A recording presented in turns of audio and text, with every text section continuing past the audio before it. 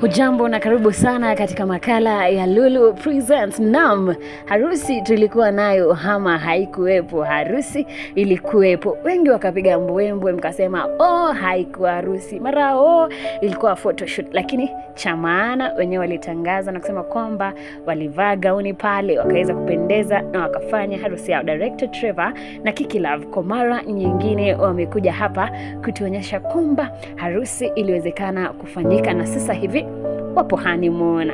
Jamani, upendeza kweli kweli. Kiki yuko pale na mumewe ambaye kwa sasa wamedhibitisha kwamba wao ni mke na mume, na waliweza kufanya harusi ambayo ilikuwa ni harusi ya private wedding. Wengi hawakuweza kuhudhuria harusi hiyo, lakini wenyewe wale waliweza kufanikisha tamasha hiyo. Wako katika ndege, wanaelekea wapi? Wawili hawa wanaenda Kisumu ili kuweza kucelebrate ama kusherehekea harusi yao ambayo ilifanyika pale awali kidogo.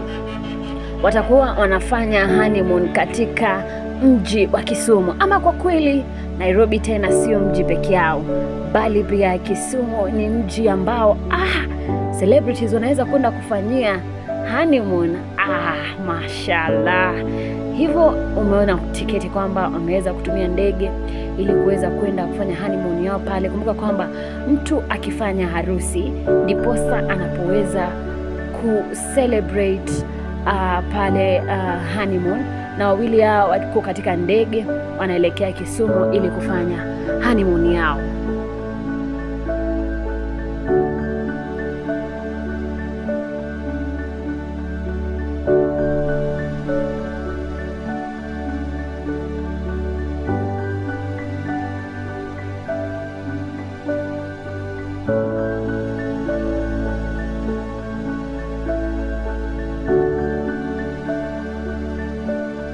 Msikilizaji, kumbuka kwamba nakuletea mambo kadri tu yanavyoweza kujiri. Na ni Director Trevor, nimekueleza kwamba yuko pale anaelekea na Kiki Love mke wake katika mji wa Kisumu, ama ukipenda Kisumu Dala, na wako pale kufanya honeymoon yao. Hapa wamewasili. Msikilizaji, mimi ni wenyu Lulu Presents nikiripotia makala ya Lulu Presents. Iwapo wewe ni mgeni, ningeomba sana uweze kuclick subscribe ili nikaweze kukuletea mambo kama haya na mengine zaidi. Hadi wakati mwingine, kwa sasa kwaheri.